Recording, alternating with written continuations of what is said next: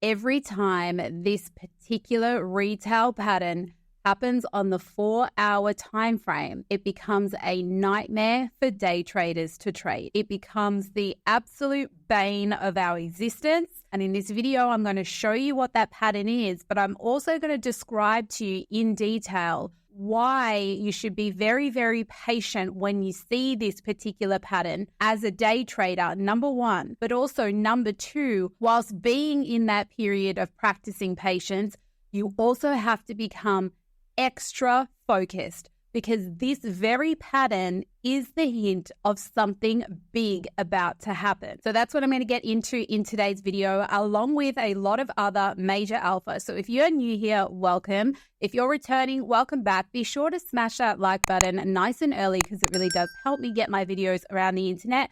And consider subscribing if you're not already subscribed. Now, let me show you what this pattern is and describe to you in detail how it makes it quite difficult for day traders, but also where the opportunity lies. I am, of course, talking about the symmetrical triangle typical retail pattern. Now, the reason that this pattern becomes so annoying for day traders is because when you see it on a higher time frame, the beginning of the triangle forming, when you don't actually know that it's forming, so something like this move down here, this creates great opportunities for day traders. You know, the move up into it is an amazing opportunity for day traders. But as we start to squeeze tighter and tighter into the pointy end of that triangle, the moves become smaller and smaller. So you'll still have your level rises and drops, but they will drop down in smaller and smaller time frames, and there'll be smaller and smaller moves. And the reason that this gets so annoying is because when you see this happening on a 4-hour time frame, the timing of it all becomes relative. So if you know that the moves are going to get smaller as it squeezes into the pointy end of the triangle, then you can also do a rough measurement of how long it's going to take to move out of that triangle. So let's just use this as the example, and let's just pretend that we actually do go all the way to the pointy end before we break out. If you take a measuring tool from where price is now to the pointy end of that triangle, that's 15 days. So as a day trader, that could be a potential setup for 2 weeks worth of not amazing trades to take on Bitcoin in particular. So that's the annoying part. If you only want a day trade, then this is an immediate kind of a heads up that there might be no trade for you to take in this period of time. If you're used to trading Bitcoin as a day trader, what tends to happen is you forget this because you want to catch the breakout, and you'll start to force trades as the rest of this price action is playing out. So you'll take longs from the bottom, shorts from the top, but the moves will be nothing, and you'll get stopped out more often than you normally would when the higher time frame isn't in a pattern like this. And the other thing too is with a symmetrical triangle, there's no guarantee of which way it's going to break out. Usually a symmetrical triangle is a continuation pattern. So when you see it forming, you would have a look at what was the trend prior,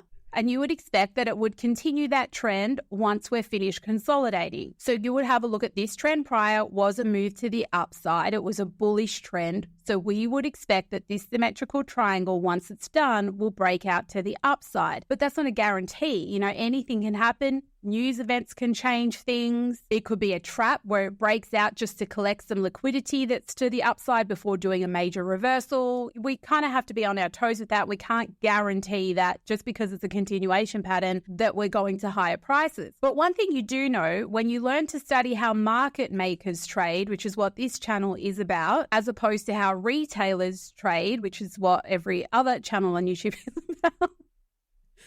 Sorry, that was 𝗟𝗶𝗿𝗍𝗍. That's not true. But what you learn is that any time price is consolidating, the market maker is building contracts before they can make their next big move. So when I said to you earlier that this becomes a frustrating period of time to trade as a day trader, it's also the period of time that you should pay the most attention, because once that accumulation period is over and done with, the move is going to be big out of it. And as a day trader, you want to be in on that move. Now, we'll go to smaller time frames to see if we can get a hint of what's going to open the week this week, and also just to show you how the week has played out so far. But I want you to keep this in mind, because besides having to have major focus as a day trader on Bitcoin as it squeezes into the pointy end of this triangle, if it does continue to consolidate for longer, like for the whole week, say, then that is going to present an amazing opportunity to trade altcoins because money just shifts. It's not going to go sideways for a whole week. So if Bitcoin is doing nothing and it just continues to consolidate in this little area right here, then instead of sitting there watching Bitcoin for the whole week and doing nothing, you should switch your focus to altcoins. That's what I'm planning to do this week. If the week opens and Bitcoin doesn't make a dramatic move,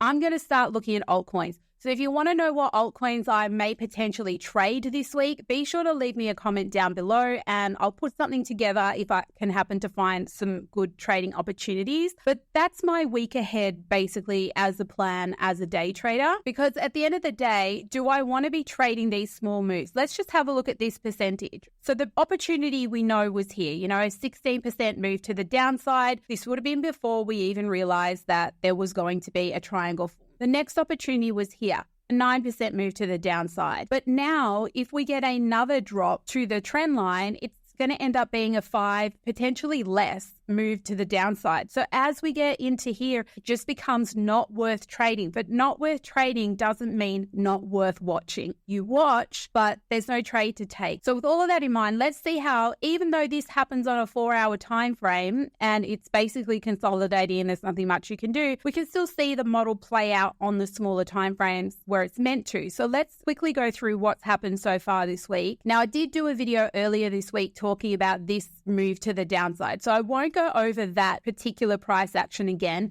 but you can see the weekend trap. Clearly, the false move broke to the upside to induce traders, and you can clearly see that we had our 3-level drops, which came back to the low of the week. The last update that I did about that was when price was consolidating under the low of the week, and what I said with that was, even though it looked like we were forming a W formation, the problem with the W formation is that it was forming under the low of the week, which was at 66,200. So if the W was to play out as the midweek reversal, it had to get back above the low of the week. Otherwise, if it couldn't get back above the low of the week, we should expect further downside. Now, what we can see is that eventually it did break above the low of the week, and it also crossed above the 50 EMA with a blue colored vector, and then the volume came in from that point, and this was a fast move up because level 3 was a fast move down. Then we consolidated, and this consolidation here basically rebalances these two fast zones right here. But the trade opportunity here was on the low of the week retest after that. So even though this was a W formation, even though I personally like to take my aggressive trades on the second peak of a W, I have to consider everything else that's part of the model. And the fact of the matter is that that second peak there was too high a risk to trade because it was under the low of the week. But once we broke through it and we came back for the most beautiful retest, I wrote how, but it's actually low. So we came back for the most beautiful retest of the low of the week right here with a delicious green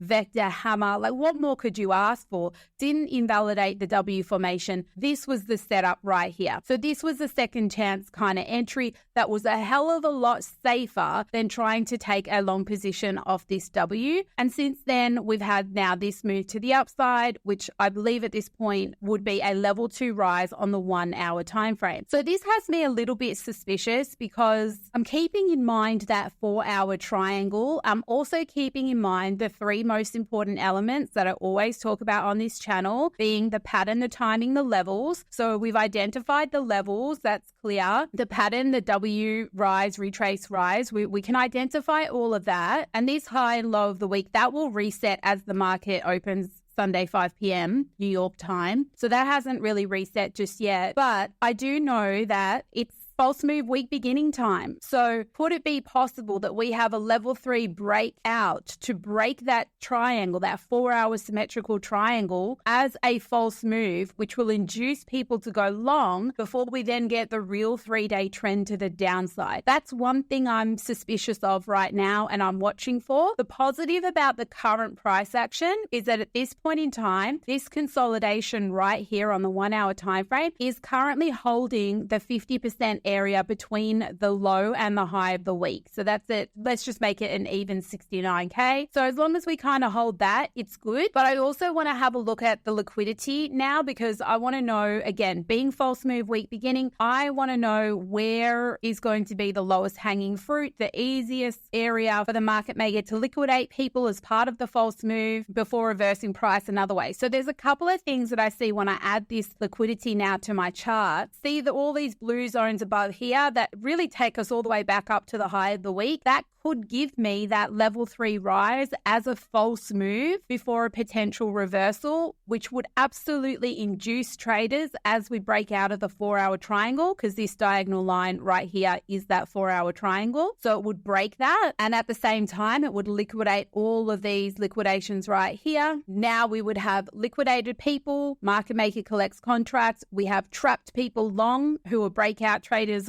or whatnot. And as long as we have people trapped, the market makers can reverse price. So that is one possibility that I will be looking for as part of the false move to open the week. The other possibility is that this liquidation level I have my eye on too, that's sitting at about 68,450, and it's around the 50 EMA. So that's why my eyes are on that. It is possible that we come down, take that out. It could be with a stop hunt potentially, and then we come out to take these, and it may take a few days to get it all. Then we get our M formation come down. That's another possibility, and that would end up being like a midweek reversal type of setup. So it could be a few day thing, but that's essentially what I'm looking for. Are they going to come and take these guys first, or are they going to come up to here, take these, induce people into trades, then give us a potential reversal? Or it could even be because now basically a lot of leverage is wiped. And what I mean by that is when we have a look at like the funding rates, they're reset, right?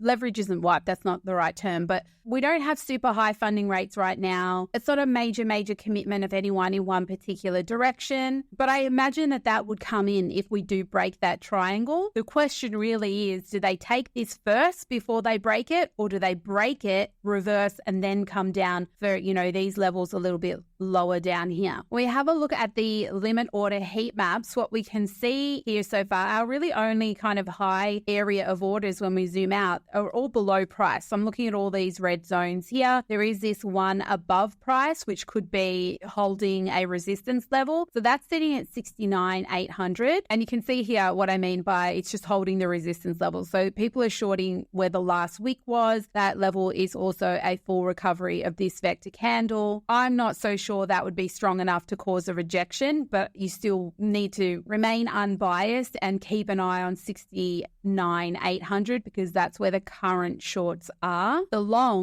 start here at about 66,950, and then there is, a lot of longs below that, really all the way down to 60K. So that is people hoping that Bitcoin still has more downside and that they're going to pick up a good buy. It's not a guarantee that we're going down there, but when we look at that on the chart, we can see if we do that, if we do get a false breakout and then we start coming down, there is liquidity to take out where these buy orders are, but it would also keep us within the triangle still. So if we zoom out back to the 4-hour on that to show you those orders, look here, it would essentially just keep us within the triangle range of the higher time frame. It would create a higher low. Also, actually, what is positive about these buy orders is that it would line up with the 200 EMA.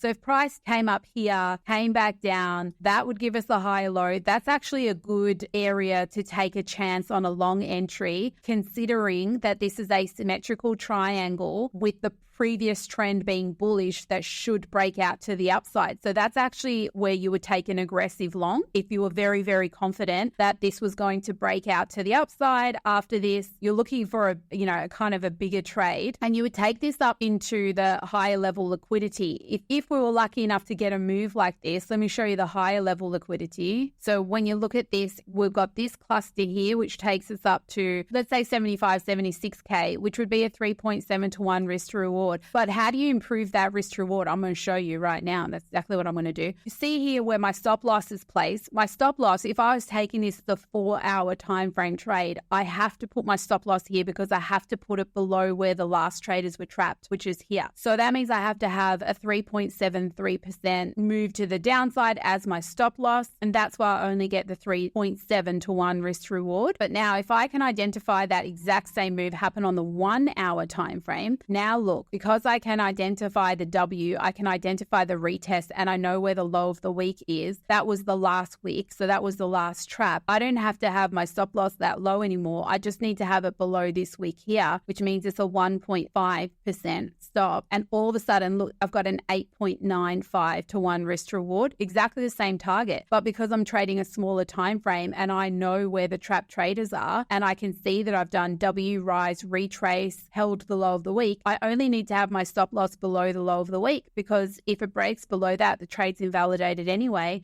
And this is why you make money as a day trader if you understand a method like this, trading to the exact same targets. But if you know how to calculate your risk properly and you know exactly where your stop loss should go, then you make a hell of a lot more money. Now, I'm about to talk to you about a coin, and every time I talk to you about this coin, you guys click off. This time, you are not allowed to click off, because what I'm about to tell you adds to the idea of whether or not you should trade alts this week as opposed to Bitcoin. So I need you to pay attention.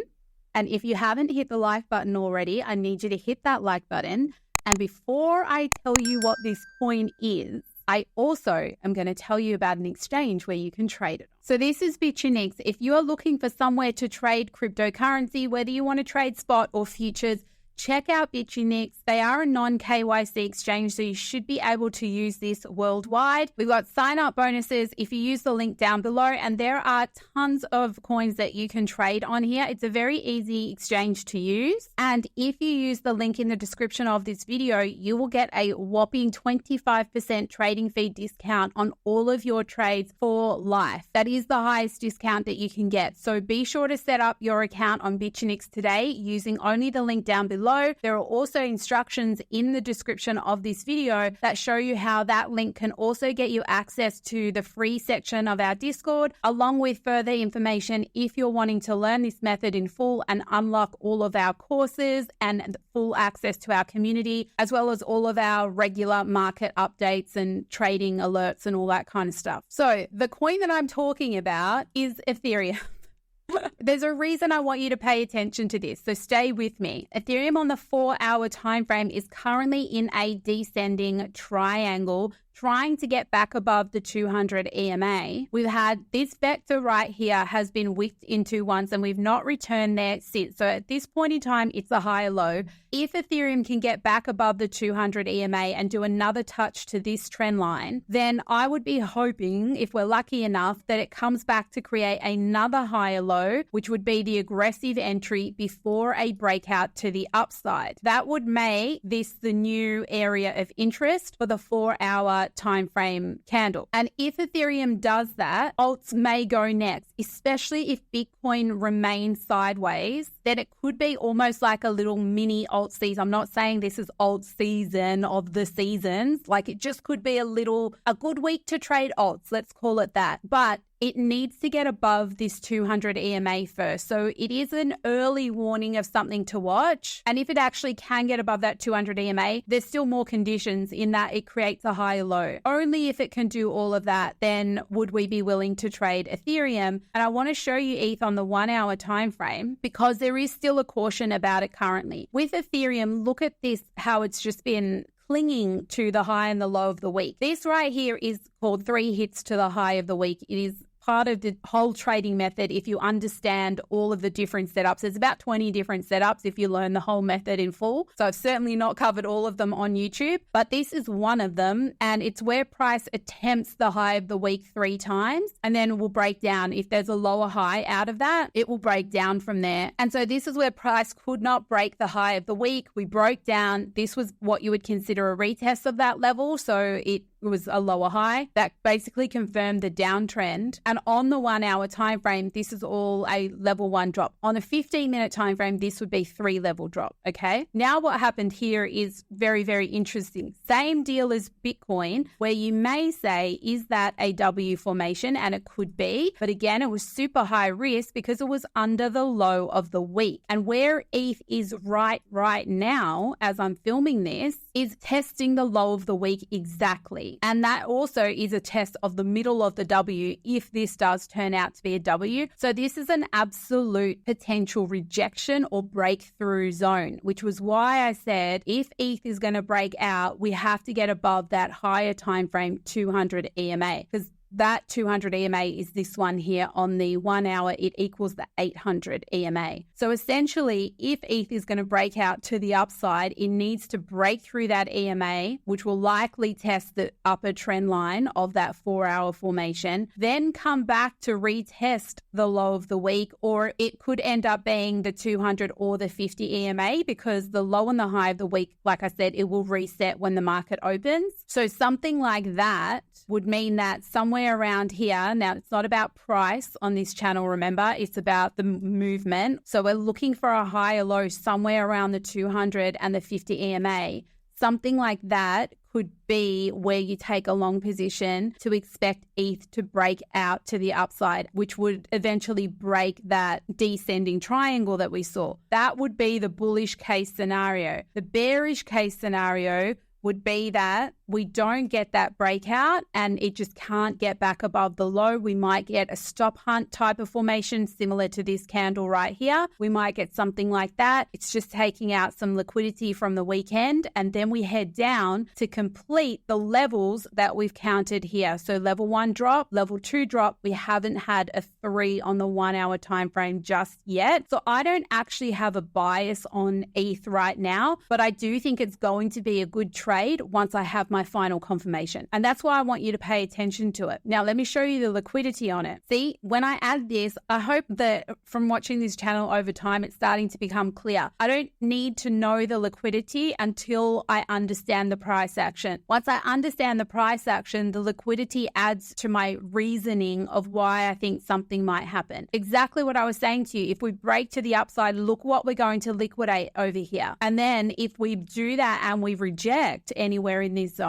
and then we start the actual 3-day swing to the downside, look how much liquidity there is to take here, which would form the level 3 drop. And if it came all the way back down, took it all out, it comes into the 4-hour area of interest, which is an unrecovered vector candle, which is this one right here, right? So where we have wicked into once before. And if it held that, it's just another touch that basically is part of forming this descending triangle. So again, if it came down into there, could end up being a really good long position. And the final thing that I want to show you about ETH and why I'm saying don't click off this video, watch this, is the ETH BTC pair. And I actually want to go through all of the dominances. Let me start with Bitcoin first, because we need to understand that. So I'm on the 4-hour time frame for Bitcoin dominance. And you can see that this is currently in an ascending triangle. If it breaks out to the upside, then that's going to mean that all the interest is still in Bitcoin. And that could be the thing that breaks out of the Bitcoin symmetrical triangle, right? So pay attention to that, because we don't know when it's going to break out of that triangle. But if the dominance breaks out and Bitcoin breaks out, all attention goes to Bitcoin. Don't worry about altcoins, just trade Bitcoin for that period of time. But if it continues to stay in here whilst Bitcoin continues to stay in its symmetrical triangle, then we want to see if that dominance shifts to altcoins so that we can trade them instead. So if we have a look at ETH dominance now based on that, ETH is hitting a previous